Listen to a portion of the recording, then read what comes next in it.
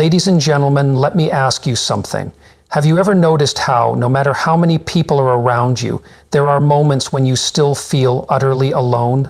You can be surrounded by a sea of faces, yet still find yourself drifting in a quiet world of your thoughts, disconnected from the noise. Make no mistake, it's not a sign of weakness. It's the silence that allows you to truly hear your own heart. The truth is, we often find solace in solitude, not because we want to be alone, but because it's in those moments that we come face to face with ourselves. The world may continue spinning, but in that stillness you find the clarity and peace that can only come from within. If you are not subscribed, I recommend subscribing and activating the notification bell so you don't miss any videos. If you like the topic of this video, please comment 1. If you don't, please comment 0 to let me know how I can improve and make better videos for you. Now, let's begin. Why should you stick around and watch this video until the very end? Because Jack's journey isn't just his own. It's a vivid mirror of the inevitable experiences that many of us as we grow older will face too. As you dive into his story, you will not only learn how to cope with the crushing weight of loss, but also discover the power of finding new, unexpected connections when you least expect it. Through his struggles and triumphs, you'll see how to build a life filled with purpose and meaning, even in the solitude that sometimes accompanies aging. Jack's story will guide you in navigating the emotional labyrinth of aging with grace, helping you realize that it's not only possible to thrive, but to flourish in your later years, despite the challenges life throws your way. Jack's bond with Laura is one of the most poignant parts of his journey. She enters his life at a time when everything seems like it's falling apart, bringing a light that shows him how to move forward with strength and resilience. Their connection is a testament to the fact that love and companionship can come in the most unexpected forms, and that the lessons we learn through relationships, whether they're romantic, platonic, or somewhere in between, are priceless as we age. But Jack's story doesn't just touch on the emotional side of aging, it digs deep into the tough decisions that so many seniors face. The heart-wrenching choice of whether or not to move to a nursing home is one that many people dread, and Jack's perspective offers a guiding light. He teaches us how to approach these monumental decisions with peace of mind, confidence, and an open heart, trusting that our dignity, independence, and sense of self-worth don't have to be compromised. By the time you reach the end of this video, you'll walk away with so much more than just a story. You'll gain valuable wisdom about how to treasure the relationships that truly matter and how to let go of what no longer serves you. You'll understand the power of embracing your independence, of taking full control of your life as you enter your later years, regardless of what society or life may throw your way. Whether you're in your 60s, 70s, or beyond, Jack's experience will leave you feeling inspired, motivated, and full of hope. It's a reminder that no matter how daunting life can seem, we still can shape our destinies. So if you haven't already, I urge you to subscribe and tap that notification bell. It means the world to me to have your support. If you enjoyed this video, I'd be so grateful if you could like and share it. This isn't just a video. It's a message I hope to spread far and wide, because the lessons it contains are too important to keep to myself. If you found any value in what Jack shared, or if this video resonates with your journey, drop a 1 in the comments. If there's something more you'd like to see, I'm always here to listen and grow with you, so feel free to leave a 0 to let me know how I can make these videos even better for you. Now, let's dive into Jack's story. I always thought that when the time came to retire, it would be a peaceful, relaxing experience, a well-earned reward after years of hard work. I had meticulously planned for this stage of my life, expecting to have plenty of time to enjoy the simple pleasures I'd spent my whole life earning. But as often happens, life threw me a curveball, and I found myself retiring much earlier than I had ever imagined. In the end, though, I had saved well, making sure to put aside money for a rainy day. Financially, I was managing, but there was a void, a deep, aching silence that I hadn't prepared for. For years, my family had been everything to me. My son Adam and my daughter Emily were my pride and joy.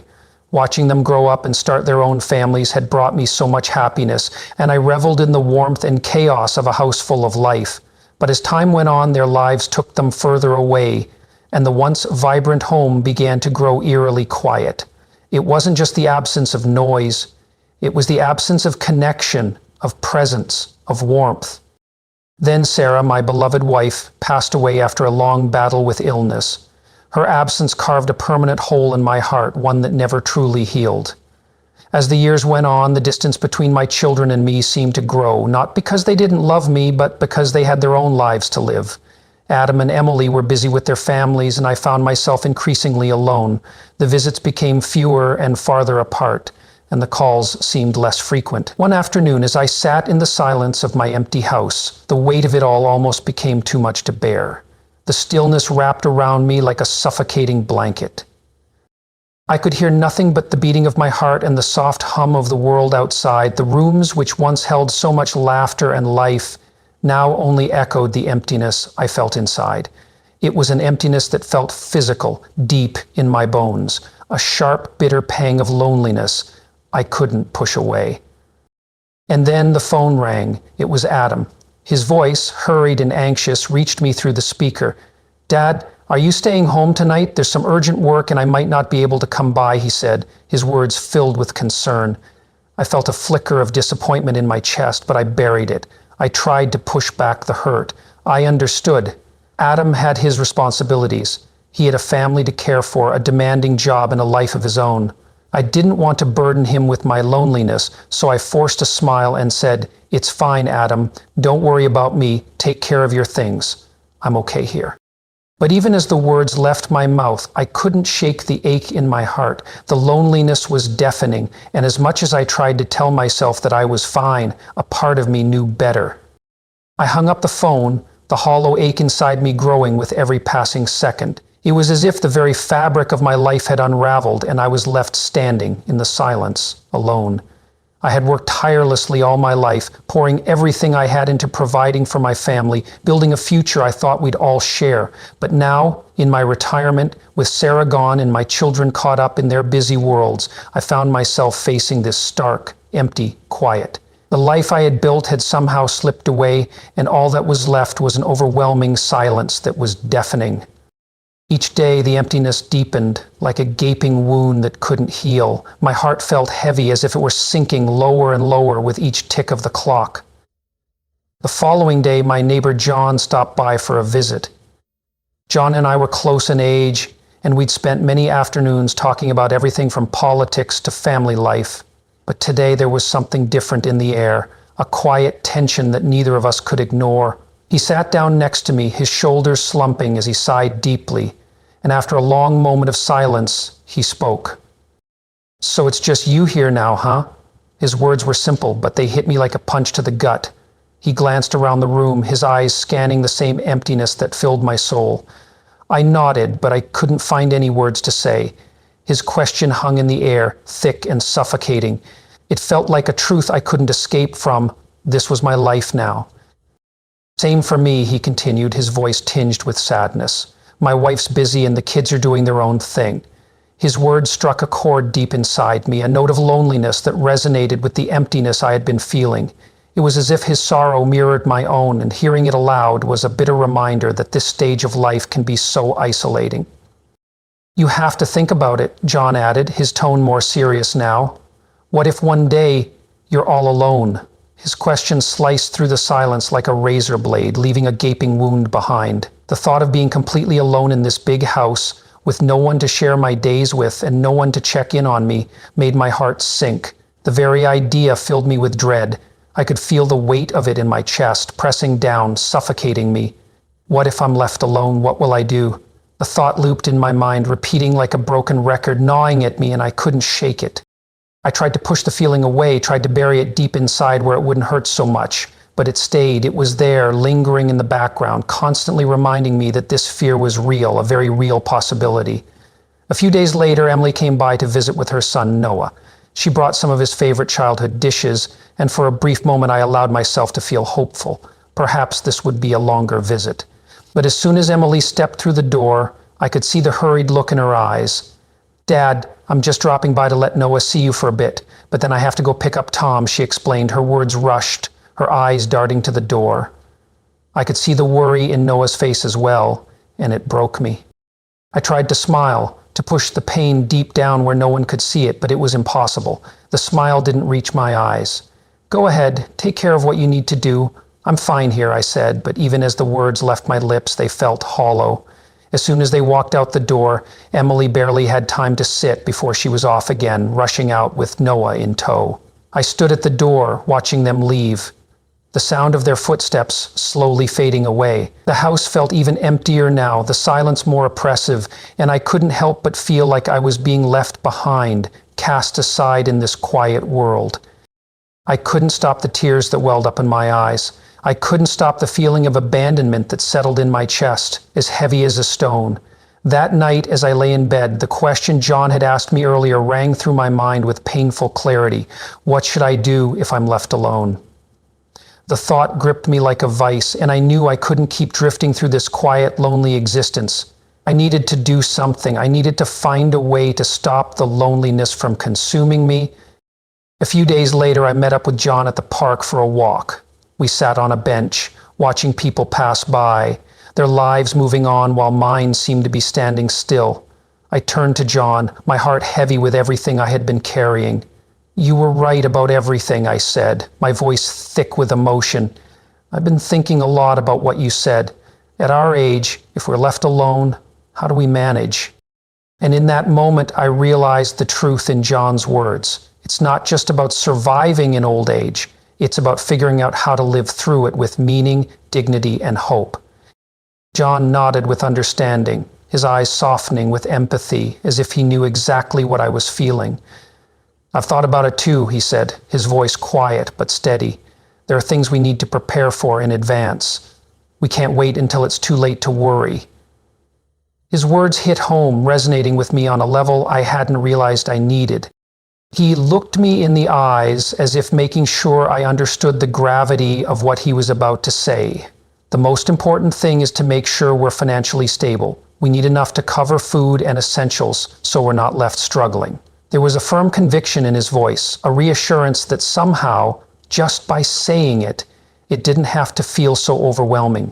I nodded, though the weight of his words settled heavily in my chest. He was right, of course. Without financial security, growing older could become a battle of survival, not just living. I had always taken pride in being frugal, in being the one who kept an eye on every penny, but now I knew, deep down, that I had to think bigger. What about medical expenses, emergencies that would come without warning, the unknowns that would likely crop up at the most inconvenient times? John's voice broke through my thoughts. With no spouse or kids nearby, it's up to us to take care of ourselves. His words felt like an ice-cold reality crashing over me. I couldn't deny it. This was the truth we both had to face. It wasn't just about growing old. It was about staying in control, about protecting ourselves from a future that could be frighteningly uncertain. A surge of determination suddenly rose within me. Maybe this didn't have to be the bleak picture I had imagined. Maybe, just maybe, there was still time to prepare, to act, to create a plan that would allow me to live my later years with dignity, with purpose, and with independence. The thought of facing a future without control, without any direction, seemed unbearable now. But I also realized that the time to act was now. I couldn't wait until the silence became more than I could bear. I needed to seize this moment, to break free from the overwhelming quiet that had enveloped me. I turned to the camera and felt a strange sense of connection with whoever might be watching. If you're still here, still with me in this journey, I'd love to know. Please leave a 1 in the comments so I know I'm not alone in this, I said, my voice thick with emotion. A small request, but one that felt significant. The solitude was something I was learning to navigate, but it wasn't easy. Living alone, you start to realize a painful truth. No matter how much your children love and care for you, they can't always be there when you need them the most. It's a hard truth to swallow. It stings, sharp and cold, like a gust of wind on an otherwise warm day. It's the kind of truth that makes you feel small, vulnerable, and exposed. "We have to become more independent," John's voice echoed in my mind, the words cutting through the haze of my thoughts. "We have to take care of ourselves, stay active, and never isolate ourselves." He was speaking directly to me, and I felt it deep within my bones. For so many years, I had lived my life for my children, always pouring my energy into ensuring they had what they needed. But in doing so, I had neglected the quality of my own life. I had forgotten about myself in the process.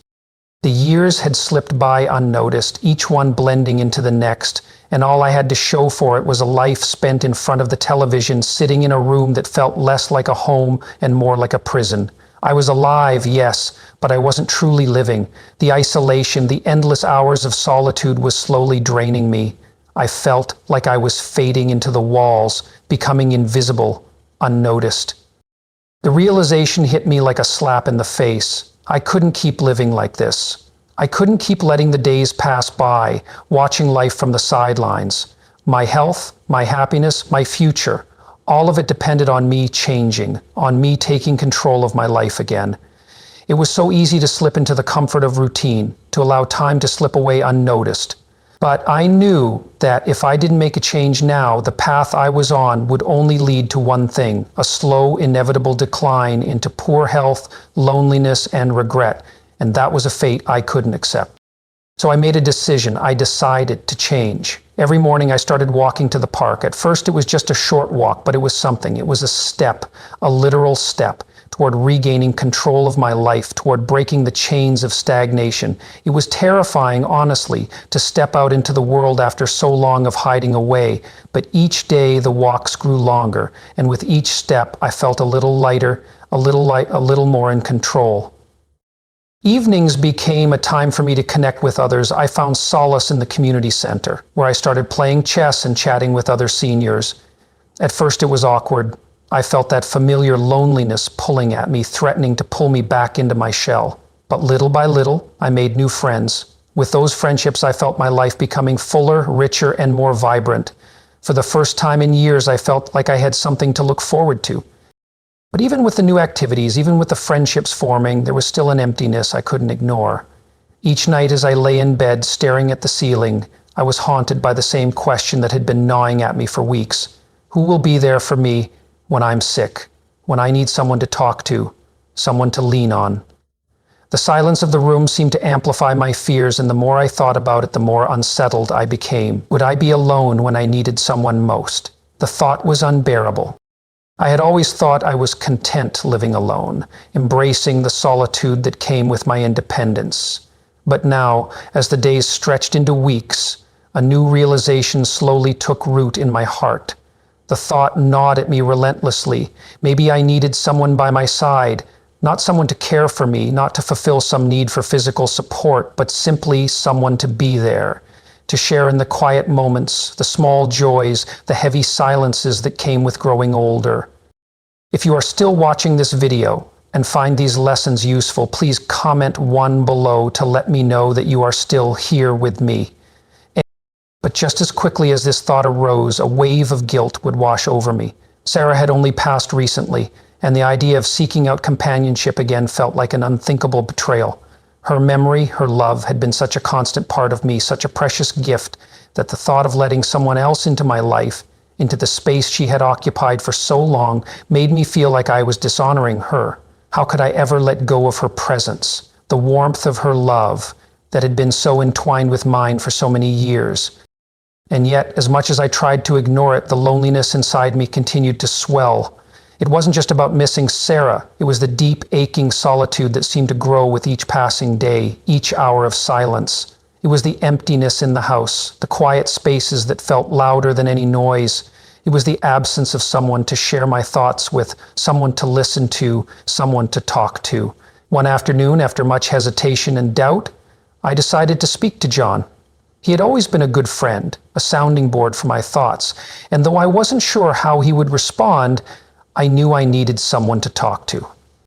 When I finally did, he listened with that same understanding look in his eyes. There was a quiet empathy there, an unspoken acknowledgement of the pain that hovered between us. After a long pause, John finally spoke. His voice soft, filled with a kind of knowing warmth. "I get it," he said gently, his words like a balm to the raw edges of my heart. After my wife passed, I felt the same way. We don't need someone to depend on, but someone to talk to.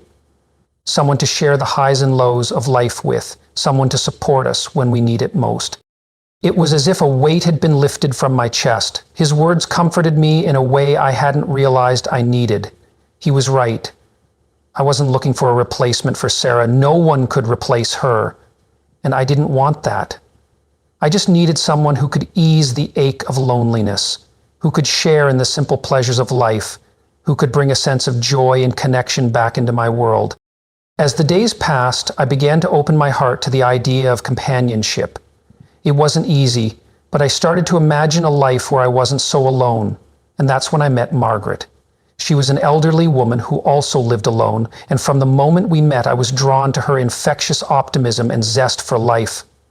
Her energy was a breath of fresh air in my world, a reminder that life could still be vibrant even in the later years. We quickly bonded over our shared experiences of living far from our children, both of us understanding the loneliness that came with it. But Margaret wasn't someone to be bogged down by that. She was always out and about, exploring new places, attending events, meeting people. She lived with a spirit of adventure that had been missing from my life for far too long. With Margaret in my life, the loneliness began to ease. Her presence was a balm to my weary soul. We would meet for coffee, take walks in the park, share stories of our past, and talk about anything and everything. There was something about her that reminded me of the importance of connection, of having someone to laugh with, to share memories with, and to build new experiences with. Her optimism was contagious, and slowly I felt myself coming alive again.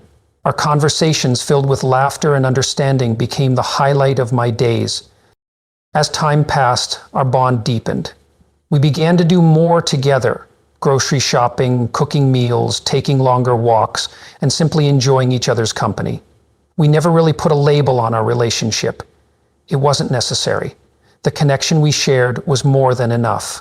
Margaret became a companion in every sense of the word, and my home, once so empty, now felt alive with warmth, love, and the gentle rhythm of two lives intertwined. Then, one night, when I fell ill with a fever, I was reminded just how much having someone by your side can mean. Margaret was there without hesitation. As soon as I began to feel sick, she was by my side, her worry for me evident in every gesture. She was quick to get me medicine, to cool me down with a damp cloth, her touch gentle but firm with care. She even called Adam, urging him to come and take me to the hospital. When Adam arrived, he was visibly surprised to find Margaret taking such diligent care of me. His worry was palpable, but I could see the gratitude in his eyes as well. "I didn't want to worry you," I said softly, trying to reassure him. "You've got your own life, and Margaret takes excellent care of me." Adam seemed torn, still concerned, but his appreciation for Margaret's care was clear. He insisted on taking me to the doctor, and though it turned out to be just a fever, the simple act of being cared for made all the difference. It wasn't just about the physical care, it was the emotional support, the feeling of not being alone that mattered most. That night, as I lay in bed, I watched Margaret take care of everything, making sure I was comfortable, checking on me regularly, soothing my fears with her steady presence. The house was no longer just a place where I existed. It had transformed into a home again, filled with love, tenderness, and the quiet comfort of companionship. The emptiness that once defined my life had been replaced by something so much more meaningful. It was a reminder that sometimes opening your heart to someone new doesn't diminish the love you had for the past. It simply makes room for more love to grow. I realized that the companionship Margaret and I shared wasn't about replacing what I had lost with Sarah. It wasn't about trying to recreate what could never be recreated. It was about finding a new kind of love, one that was gentle, steady, and comforting. It wasn't the passionate love of youth that burned bright and fierce, but it was a love that wrapped around me like a warm blanket, bringing peace, security, and warmth during the quieter, more reflective years of my life. Margaret had become more than just a companion. She was the light that pierced through the shadows of my solitude. In her, I found not only someone to share my days with, but also someone who reminded me that even in old age, we didn't have to face life alone. We could still create connections, sense joy, and still embrace the moments that truly mattered. It wasn't about filling a void. It was about finding comfort, solace, and companionship where we least expected it.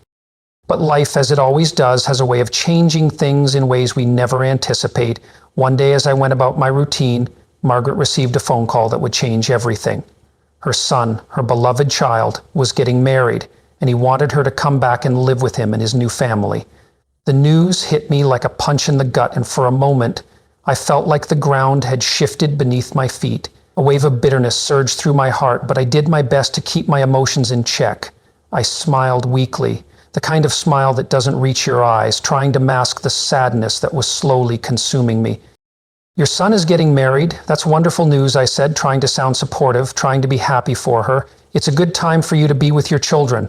I wanted to sound positive to make it easier for her, but I could see the hesitation in her eyes. Her gaze softened, and I could see the internal battle she was facing. The pain in her eyes mirrored my own. Her voice, barely above a whisper, betrayed the emotions she had yet to voice. "But I've gotten used to being here with you," she said, her words a quiet plea, a longing for something she wasn't sure she was ready to leave behind. I could feel the weight of her words in my chest, and at that moment, I knew that her heart was breaking just as mine was. The bond we shared had become something both comforting and familiar. The thought of being uprooted, of leaving behind the quiet intimacy of our life together, stirred a deep ache within me. I took a deep breath, trying to steady my emotions, knowing that at this moment I needed to be the strong one for both of us. "You need to be with your son," I said, though my voice trembled slightly. "As a mother, that's where you belong. I'll be fine here on my own. Don't worry about me." The words were meant to ease her mind, but inside they felt like a heavy stone lodged in my chest. I wanted her to stay. I wanted to hold on to the warmth, the companionship, the comfort we had found in each other's presence. But deep down, I knew this was what she needed. She had a family to be with, and as much as I hated the thought, I couldn't stand in the way of that. After days of quiet contemplation, Margaret made her decision. She would return to her son. I drove her to the bus stop, my heart heavy with love, sadness, and resignation. Watching her board the bus felt like a piece of my heart was being left behind. I stood there, frozen as the bus pulled away, the emptiness swallowing me whole. The world seemed to go silent, as though the very sound of life had faded away. Returning to an empty house felt like a cruel reality. The silence was deafening, more so than I had ever imagined. The absence of Margaret's presence, the void she had left behind, seemed to consume every corner of the space. I found myself grappling with the loneliness that so many elderly people must face, the crushing solitude that comes when you realize there is no one left to share your days with. My thoughts began to circle, and tears welled up in my eyes as I muttered to myself, struggling to make sense of the emptiness that had overtaken me. Margaret's departure had left a hole in my heart, one that nothing seemed to fill. I continued with my daily routine, exercising, meeting with old friends, but it felt hollow. My children, Adam and Emily, still checked in on me regularly, but their lives were full. They had their own families and their responsibilities. I didn't want to burden them with the weight of my loneliness. I told them I was fine whenever they called, but deep down I knew the truth. The loneliness was growing, sinking deeper into my soul with each passing day. It was one afternoon, while I sat at the community center, surrounded by familiar faces but feeling more isolated than ever, that I overheard a conversation that would change the course of my future. A group of people was discussing the possibility of moving into a nursing home. The idea struck me like a bolt of lightning, a spark of hope amid my despair. Maybe this was the answer. Maybe this was the place where I could find peace, connection, and the support I needed. I thought about it long into the night, and the next day I called Adam. There was a long pause on the other end of the line before he spoke, his voice filled with concern. "Dad, are you sure you want to move into a nursing home? Doesn't that place feel cold?" His words made me pause, and I thought carefully before responding. "Adam, it's not about the coldness," I said, my voice steady but tinged with the weight of the decision. "It's about finding a place where I can truly be at peace for the long term. You and Emily have your own busy lives. I don't want to be a burden to you. At least in the nursing home, there are people around. I won't be so alone." His silence on the other end of the line spoke volumes, and I could feel the weight of his concern, but deep down, I knew this was the choice I had to make. It wasn't about the comfort of familiarity, but about finding a place where I could live the rest of my years with the dignity and connection I needed. Adam hesitated, and I could hear the worry in his voice as he promised to discuss it with Emily. A few days later, they came over, sitting on the couch with faces drawn with concern, the lines of responsibility etched on their brows. Emily spoke first, her voice thick with emotion. "Dad, we understand that it's hard for you to be on your own, but are you sure a nursing home is the right place? What if you feel even more isolated there?" Their concern wrapped around me like a blanket, but it only made the decision feel harder. I had always tried to ease their worries, never wanting to burden them, but now the weight of their love and care felt almost overwhelming. "You don't need to worry about me," I said, my voice steady though the emotions threatened to spill over. "I've thought this through. I need a place where I can enjoy my later years in peace. A nursing home isn't the worst option. It's not perfect, but it's better than being alone here. You both have your own lives to live, and I don't want to impose on that." I could feel their silence, the unspoken understanding that lingered between us. After a long pause, Adam finally spoke, his voice filled with reluctant acceptance. "Dad, if this is what you want, we'll respect your choice. But we'll visit you often," he promised, his words offering a small solace, a thread of comfort that I would hold on to. I wasn't completely alone in this decision, and that gave me a sense of peace I didn't realize I was missing. A few months later, I moved into a nursing home in the suburbs. It wasn't a grand place, but it was beautiful in its way, flower gardens, activity rooms, and plenty of other seniors around my age. The first day I arrived, I took a walk around the yard and met Mr. Robinson, BD 2868, a long-term resident. He welcomed me with a warm smile and offered to show me around, introducing me to a few faces that would soon become a part of my new life. That evening, as I lay in my new bed, gazing out the window at the night sky, I felt a strange sense of calm. It wasn't home, not the life I had envisioned, but it was a new beginning. I had made a few new friends, and the prospect of companionship, however small, began to ease the weight of my loneliness. 6 months passed, and I fell into a routine. I ate regularly, exercised, and spent time socializing with my new friends. I no longer faced the crushing solitude I had once feared. I had found a rhythm, a sense of purpose that had been missing for so long. Though it was not the life I had imagined, it was one I could live with. Peaceful, connected, and for the first time in a long while, filled with hope. Life had become a peaceful rhythm, filled with the simplicity of small pleasures, playing chess, enjoying quiet moments, and chatting with friends. Those small daily routines had become my sanctuary. For the first time in years, I felt a sense of comfort and security that had been absent for so long. Adam and Emily, my children, still called frequently, their voices filled with concern about my adjustment to living alone. They worried endlessly, even though I reassured them every time. "I'm doing well. Nothing's missing. You don't need to worry about me." I tried to ease their minds, but deep down, I knew they couldn't fully understand the peace I had found in solitude. I had learned to embrace it, to appreciate it, and to feel grounded in it. But then, one afternoon, the world as I knew it shifted. After a quiet lunch, I sat in the sun, feeling the warmth on my face, letting the simplicity of the moment wash over me. The phone rang, and as I answered, I heard Adam's voice crackling through, filled with urgency. There was a tremor in his tone that made my chest tighten. "Dad, I've got some bad news," he said, his voice barely controlled. "Mrs. Robinson was in a car accident and she's in the hospital." The words hit me like a physical blow. My heart skipped a beat, and for a moment I couldn't breathe. The phone nearly slipped from my hand as shock paralyzed me. I had to steady myself, sitting on the edge of the chair, struggling to process the gravity of what he was saying. "What happened? How is she?" I stammered, my voice barely a whisper. Panic began to rise, gnawing at me. Adam's voice faltered as he spoke again. "I just got the news and rushed over. Do you want to come to the hospital?" At that moment, the world seemed to shift beneath me, my stomach dropping with fear. Mrs. Robinson had been a constant in my life here, someone I had come to care for deeply, someone who had become a friend, a companion. The news of her accident felt almost too much to bear. How could something like this happen to her now? This. The image of her smiling face haunted me, and all I could think of was how fragile life truly was. I hung up the phone in a daze, calling the nursing home staff to arrange for transportation. My mind raced with thoughts I couldn't control. The moments we had shared, the laughter, the quiet companionship, flashed before my eyes. I couldn't believe this was happening. How could she, so full of life and vitality, be facing this now? When I arrived at the hospital, I saw Adam and Emily standing outside the emergency room. The look on their faces, so filled with worry, so deeply concerned, suddenly made everything feel too real.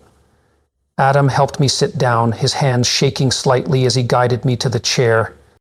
If you are still watching this video and find these lessons useful, please comment 2 below to let me know that you are still here with me. "Dad," he said, his voice heavy with dread. "The doctors are doing everything they can, but the situation isn't looking good." The weight of his words crushed me. I could barely look at him, my heart pounding in my chest as I stared at the red light blinking above the surgical room door.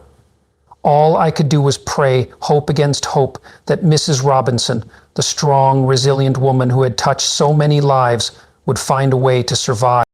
The minutes dragged on, each one feeling like an eternity. Time seemed to stretch, the air thick with worry, fear, and an aching sense of helplessness. Every second that passed seemed to deepen the anxiety in my chest. Then, finally, the door to the emergency room opened and the doctor emerged. I almost lunged toward him, desperate for any kind of news, any glimmer of hope. "How is she?" I asked, my voice barely breathing, my heart pounding in my throat. The doctor's face was grim, his eyes tired and filled with a sorrow that matched my own. He shook his head, and I felt an icy chill spread through me, deep into my bones. "The injuries are severe," he said softly, his words cutting through the air like a knife. "Prepare for the worst." Those words hit me like a punch to the gut, leaving me breathless and frozen. I couldn't comprehend them, couldn't make sense of what he was saying. I could barely hold myself upright, the weight of his words making my body feel heavy as if I were sinking. Adam gently guided me back into the chair, but it felt like everything around me was spinning, blurring into a fog of... Moments later, a nurse emerged, pushing Mrs. Robinson's still form down the hall. My heart lurched in my chest at the sight of her. Pale, unmoving, a shadow of the vibrant woman I had come to know. She had been so full of life, so full of spirit, and now she looked so fragile, so helpless. The sight of her like this shattered something deep inside me. Something I hadn't even realized was still intact. I couldn't breathe. I couldn't think. Instinctively, I reached out and took her cold hand in mine. The contrast between her warmth and the ice-cold grip of her skin was jarring, like a cruel reminder of how quickly life could change. "Please, Mrs. Robinson," I whispered, my voice breaking, my eyes flooding with tears. "Please don't leave me. We promised we'd spend our lives together. You can't leave me now." For a brief moment, I thought she might hear me, that she might respond. Her eyes fluttered open, and in that instant I dared to hope. But no words came. A single tear escaped from her eye, and it felt like a dagger to my heart. At that moment, my world shattered. I knelt beside her, my hands trembling as I clutched her hand, tears falling uncontrollably. "Please," I cried, my voice thick with sorrow and desperation. "Please don't go. I can't live without you. If you leave me, I don't know what I'll do." Adam and Emily stood silently by, their faces etched with sadness, their eyes filled with the same helplessness that overwhelmed me. They knew, deep down, that there was nothing they could say or do to ease the pain I felt at that moment. We were all powerless in the face of the inevitable. That night, the doctor confirmed the worst. Mrs. Robinson's condition had worsened, and she was now critical. I couldn't leave her side, not for a second. I stayed there, hoping, praying silently, willing her to find the strength to hold on. At one point, her eyes flickered open again. Her hand, cold and weak, reached for mine. I held it tightly, not wanting to let go, not wanting to lose her. It was all I could do, all I had left to give. Her grip on my hand tightened just a little more than before, and she struggled, her breath shallow and labored. I could see the fight in her face, the last ounce of strength trying to reach out. "Mr. Thompson, live well," she whispered, her voice so faint, so fragile. Then, With one final soft exhale, her hand relaxed, and her tired eyes fluttered closed for the last time. A part of me wanted to scream, to beg her to wake up, to stay with me just a moment longer, but she was gone. In that painful, inevitable silence, I was frozen, utterly paralyzed by the crushing weight of the moment.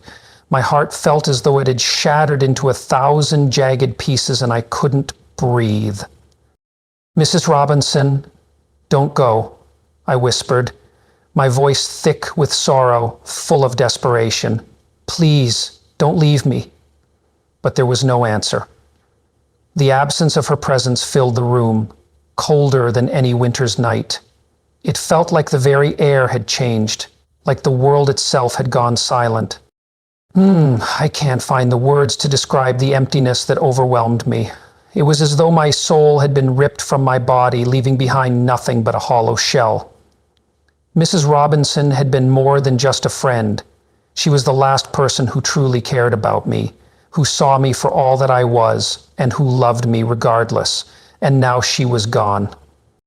The world seemed crueler, colder somehow, and I was left to stumble through the days that followed in a haze, a darkness that clung to me, smothering any chance of joy or peace.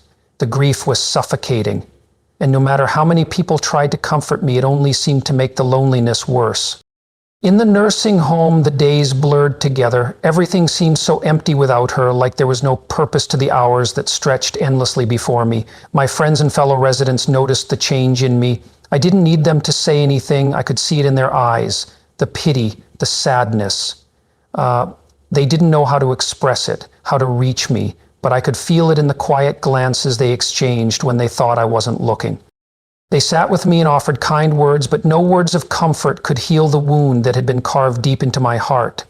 At our age, losses are more than just memories. They are parts of ourselves, pieces of our soul that are irreplaceable. Once something is gone, no matter how hard we try to fill that gap, it remains forever empty. And in that emptiness, I was left to search for meaning in a world that no longer seemed the same. Adam and Emily came by often, bringing their young children in the hopes that their laughter, their innocence might lighten my spirit. But no matter how hard I tried, no matter how much I wanted to find solace in their joy, it all felt so far away. My heart had become a fortress, locked away behind walls of sorrow, and no matter how much love they offered, it couldn't seem to break through. The light they brought with them only flickered faintly against the darkness that had claimed my soul. I would smile, yes, but it was nothing more than a hollow gesture to reassure them that I was okay, when deep down, I was anything but. The smile wasn't for me, but for them, a shield against the worry I saw in their eyes. But the silence between us grew louder with each passing day, a constant reminder of the space that Mrs. Robinson had left behind. Her absence echoed in the smallest corners of my life, like the quiet hum of a distant storm. One afternoon, Adam sat beside me, his face etched with concern, his brow furrowed in a way that spoke volumes about his worry for me. He couldn't understand why I was still grieving so deeply, why I hadn't been able to move on. He had his life to live, his family to nurture, and his worries were of different things. In his gentle way, he tried to console me. "Dad, please don't be sad anymore. Mrs. Robinson wouldn't want you to feel like this," he said, his voice trembling with love, but the words stung in a way he couldn't have anticipated. How could he understand? He hadn't experienced the depth of loss that I had. He hadn't stood beside someone as they slipped away, hadn't lived through the agony of watching them fade until all that was left were memories. "Adam, there are things you just can't put into words," I said, my voice cracking, my throat tight with emotion.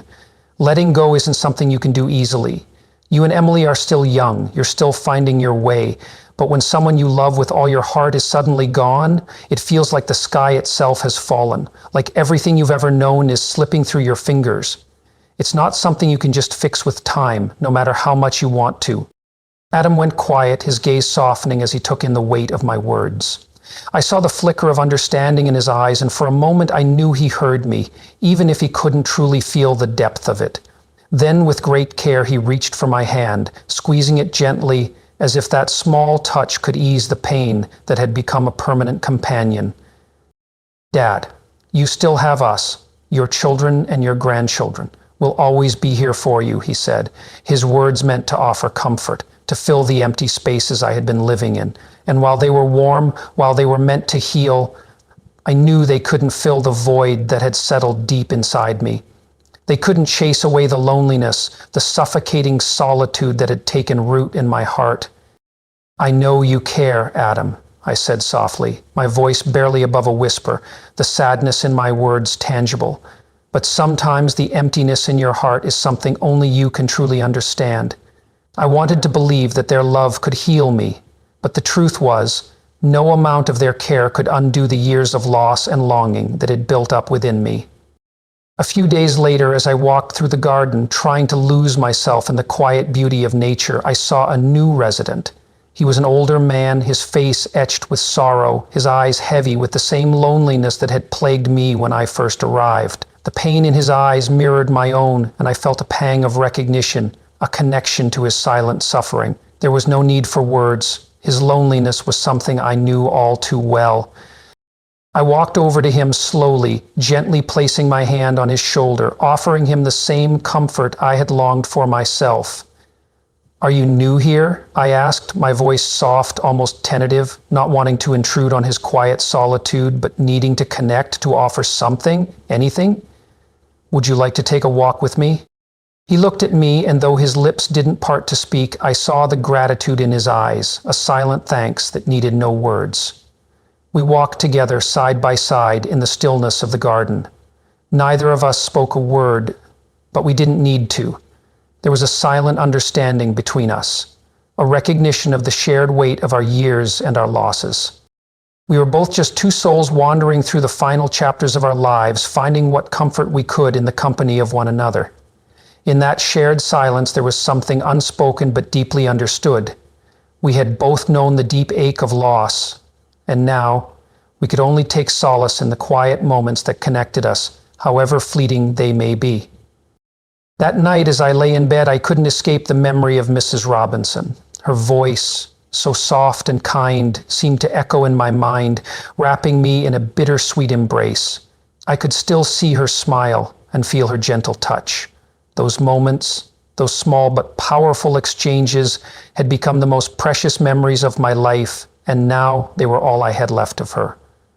In the silence of the night, her presence felt like a distant warmth, something I could no longer reach but still longed for. It was hard, so incredibly hard, to imagine a life without her in it.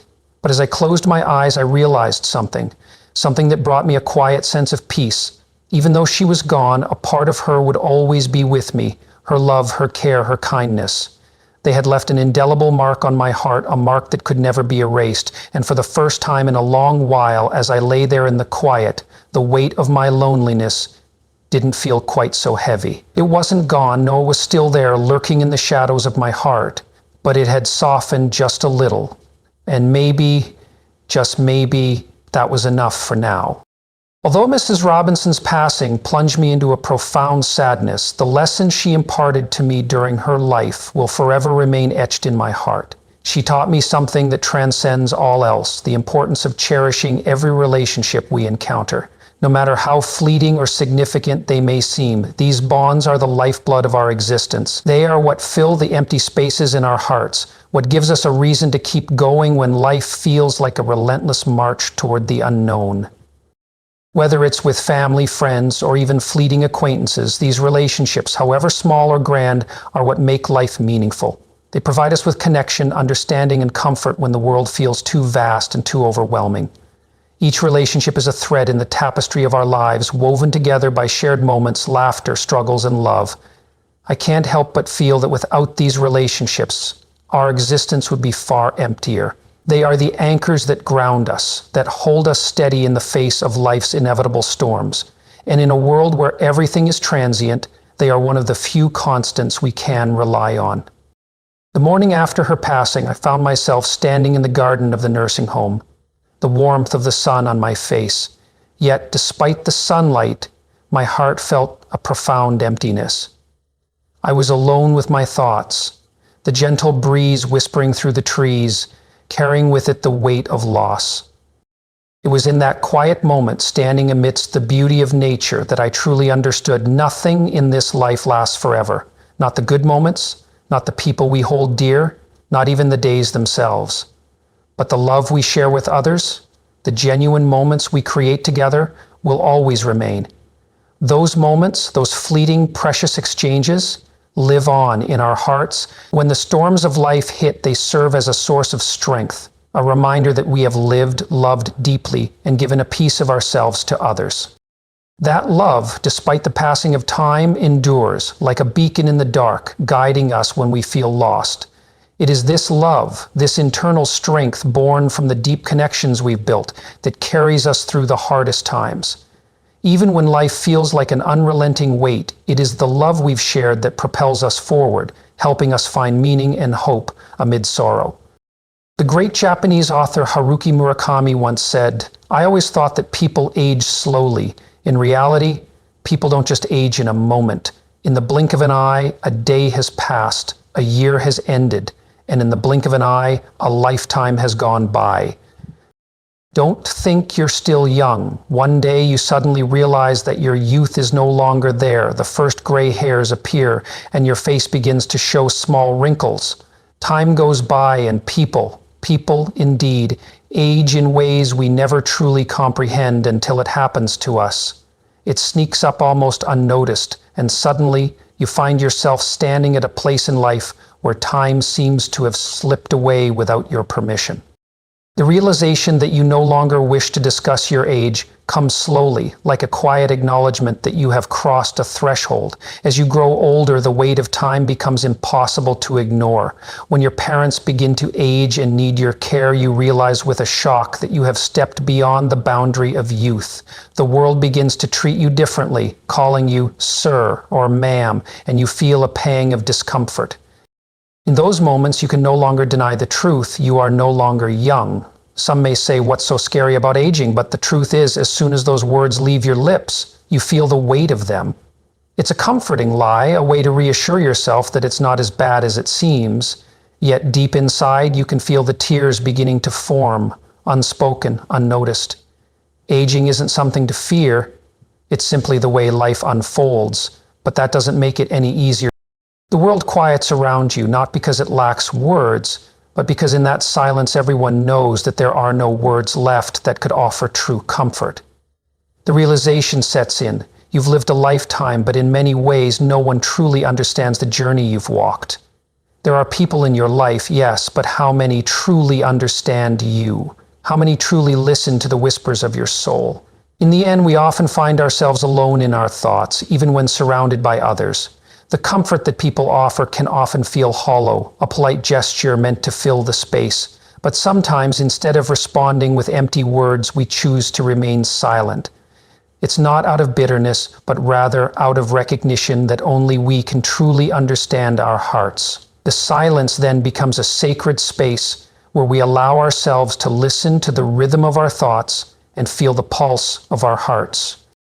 If you are still watching this video and find these lessons useful, please comment 3 below to let me know that you are still here with me. When night falls and the world drifts into a quiet slumber, you find peace in the sound of your heartbeat alone. Yes, alone, but not lonely.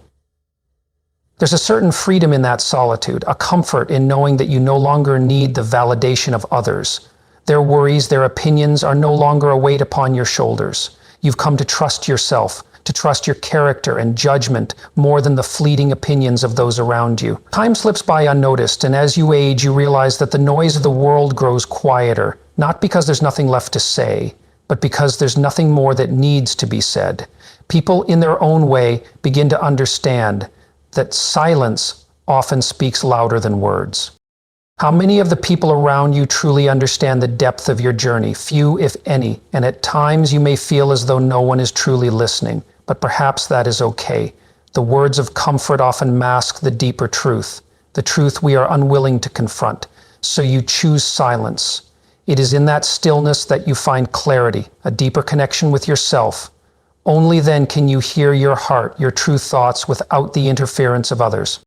Adversity often feels more prevalent than any advantage we might possess.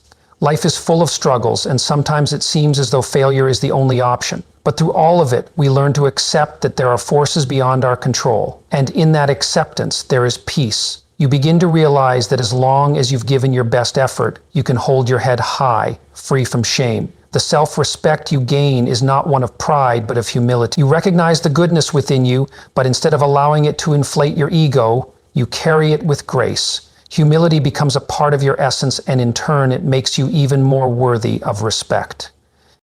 As time passes, you can't help but notice the changes within yourself. They are subtle, almost imperceptible at times, but they are undeniable.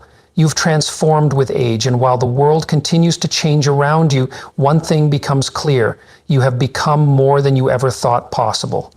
The years, the struggles, the joys, they have shaped you, and now you are stronger, wiser, and more aware of the beauty that life has to offer, no matter how fleeting. If you are still watching this video and find these lessons useful, please comment 3 below to let me know that you are still here with me.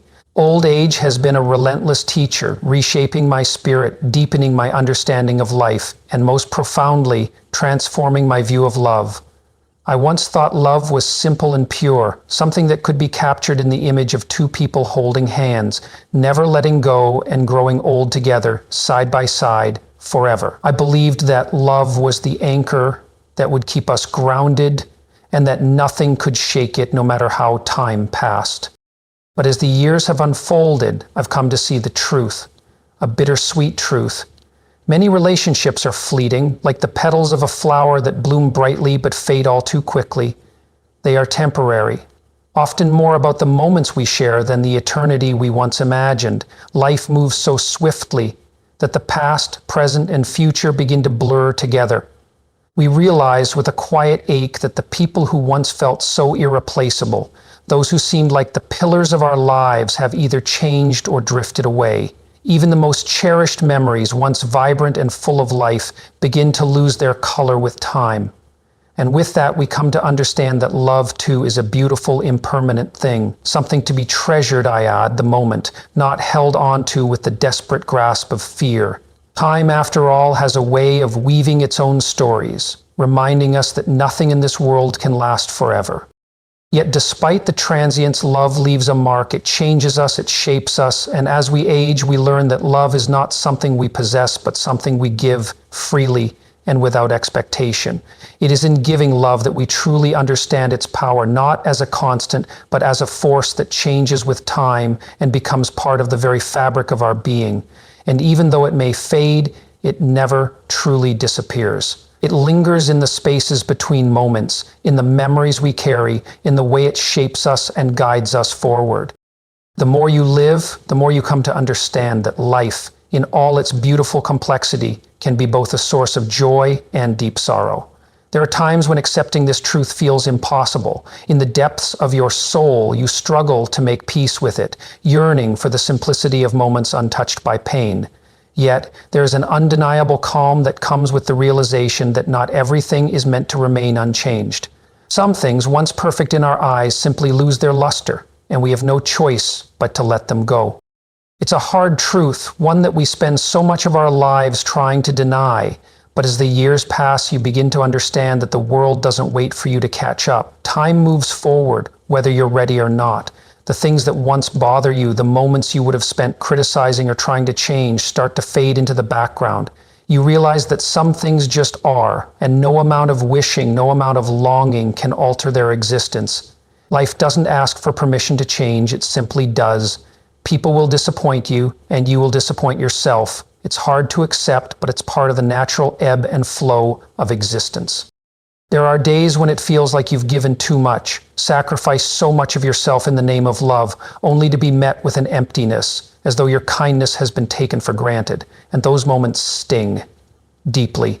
People who once needed you, who sought out your love and care, now seem to think it's something they can always rely on, something guaranteed.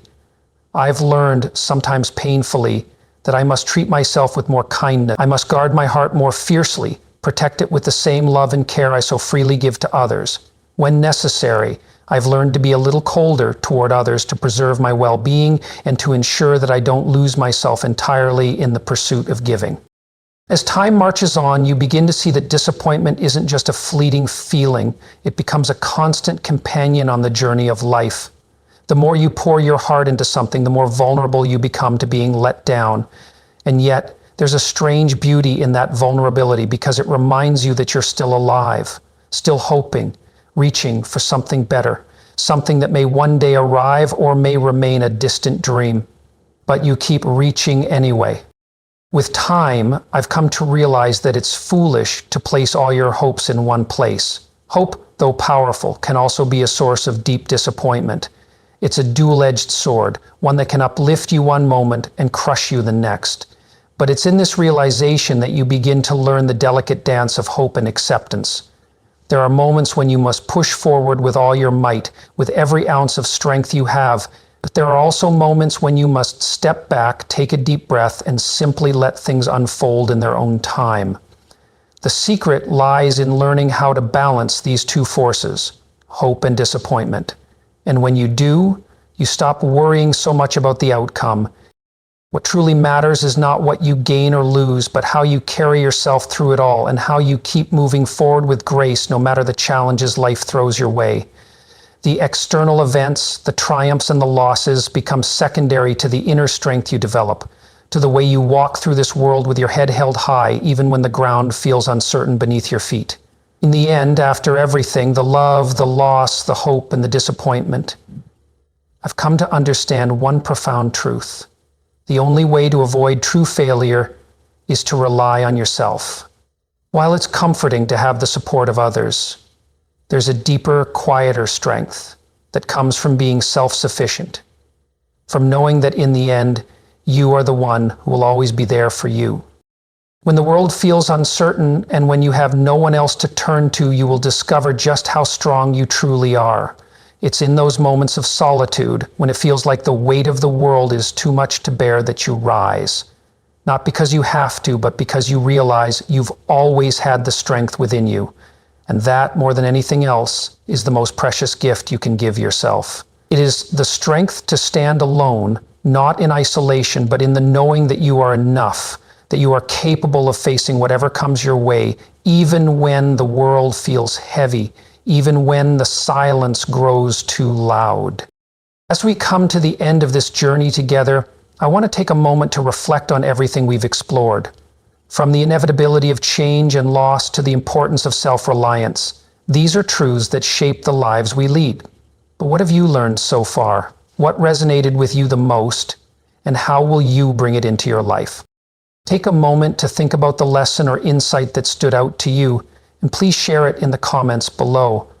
I'd love to hear what you're taking away from this video and how it might help you navigate your journey. If you like this video, please leave your comment below, and don't forget to like, share, and subscribe to our YouTube channel. Your support means the world to me, and it helps us keep these meaningful conversations going. Until next time, take care and keep moving forward with grace.